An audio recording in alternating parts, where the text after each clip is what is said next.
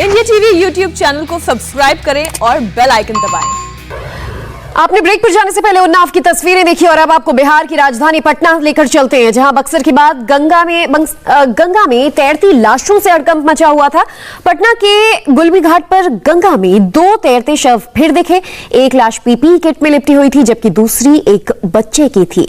PPE kit में लाश को देखकर आशंका जताई जा रही थी कि मरीज की मौत कोरोना से हुई हो सकती है। गुलबी घाट पर ही शमशान घाट भी है, जहां इन दिनों लगातार शवों का अंतिम संस्कार चलता रहता है। ऐसे में सवाल उठ रहा है कि अंतिम संस्कार बजाय शवों को सीधा गंगा में प्रवाहित कौन कर रहा है, क्यों कर रहा है? पटना में गंगा में बहते इन शवों की मिस्ट्री क्या है, इसे जानने के लिए इंडिया टीवी रिपोर्टर नीतीश चंद्र ने गुलबी घाट से ग्राउंड रिपोर्ट भेजी है। आपको दिखाते हैं रिपोर्ट।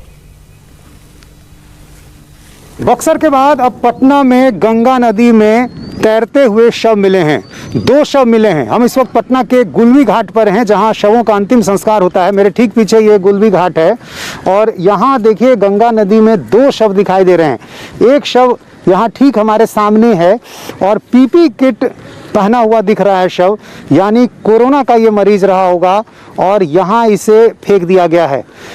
यहाँ के जो लोग हैं वो बता रहे हैं कि जब उनकी नज़र पड़ी इस शव पर, उसके बाद एक और बच्चे का शव उन्हें दिखाई दिया और यहाँ से ठीक थोड़ी दूर आगे आपको जहाँ कुछ लोग दिखाई दे रहे हैं, उसके करीब नदी में एक जो तैरता हुआ चीज़ दिखाई दे रहा है, दरअसल वो एक बच्चे का शव है। वो किनारे आ गया था, लेकिन कुछ स्थानीय जो नाविक थे उन्होंने बांस से उसे अंदर की तरफ कर दिया, नदी की आगे की तरफ। और इस तरह से 2 शव मिले हैं पटना में गुलबी घाट पर।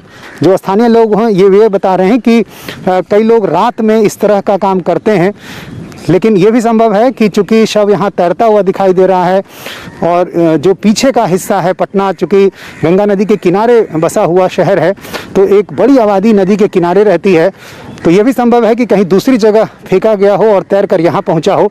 अब ये सारी चीज़ें जो स्थानीय प्रशासन है उसको देखनी चाहिए और तत्काल इन शवों को हटाने की कोशिश जरूर होनी चाहिए। इनका अंतिम संस्कार होना चाहिए, क्योंकि बड़ी आबादी नदी के किनारे रहती है, संक्रमण फैलने का खतरा है। लोग भी इस बात को लेकर परेशान हैं, लेकिन अभी तक ये शव यहाँ पड़े हुए हैं और चूंकि पीपी किट पहना हुआ शव है, इसलिए इसमें इस बात की पूरी संभावना है कि ये कोरोना संक्रमित किसी मरीज का शव है। एक बच्चे का शव भी आगे की तरफ है। जो लोग यहाँ पर काम कर रहे हैं उन्होंने उसे आगे की तरफ कर दिया है, लेकिन पटना में भी अब शव मिले हैं। बक्सर में जिस तरह से शव मिले थे उसको लेकर काफ़ी इस बात की चर्चा हुई, एक के बाद एक काफ़ी शव मिले। कहा गया कि यूपी की तरफ से शव आ रहे हैं, लेकिन अब पटना में यदि शव यहाँ पर मिल रहे हैं तो इसका मतलब ये बहकर कहाँ से आए हैं, इसको देखना होगा। क्या पटना में ही किसी ने फेंका है दूसरे घाट पर जो यहाँ तक पहुँचा है, या फिर यहाँ किसी ने फेंका है? इन सारी बातों को प्रशासन को देखना होगा और इसकी जांच करनी होगी। वहीं आसपास के लोगों के मुताबिक 2 शवों में से एक किसी बच्चे का था जो बहकर गंगा किनारे आ गया और ऐसे में यहाँ रहने वाले लोगों ने शव को फिर से बीच धारा में धकेल दिया। लेकिन सवाल यह भी है कि पटना प्रशासन ने इन शवों को डिस्पोज करने की बजाय इसे वापस गंगा में क्यों प्रवाहित कर दिया? गंगा में बहती लाशें संक्रमण फैलने का कारण भी हो सकती हैं।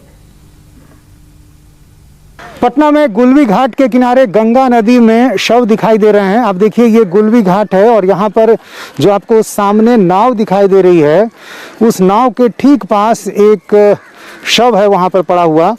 यहाँ जो लोग हैं वो कह रहे हैं कि ये शव उनको दिखाई दिया है, यहाँ पर ऊपर तैरता हुआ नदी के किनारे पहुँचा था। कुछ नाविकों ने इसे अंदर की तरफ और बांस के सहारे हटाने की कोशिश की है और अभी भी ये नाविक जो हैं वो यही काम कर रहे हैं।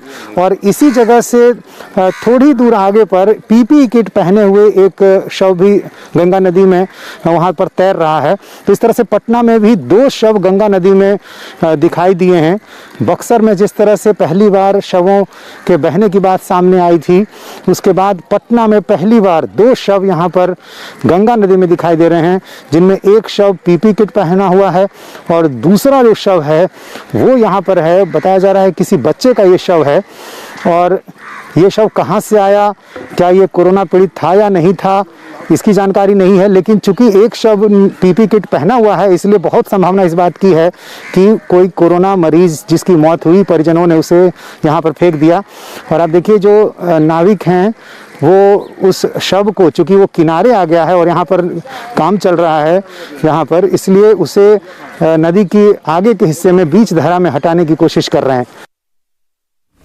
क्या वैक्सीन की दोनों डोजेस लेने के बाद मास्क पहनना जरूरी नहीं होगा? इंडिया टीवी पर देश के 2 बड़े डॉक्टर लाइव जुड़ रहे हैं, बस एक छोटे से ब्रेक के बाद। नमस्ते, मैं हूं मीनाक्षी जोशी। वीडियो और खबरों से अपडेट रहने के लिए India TV YouTube channel subscribe करें, बेल आइकन दबाना ना भूलें। जुड़े रहें इंडिया टीवी के साथ।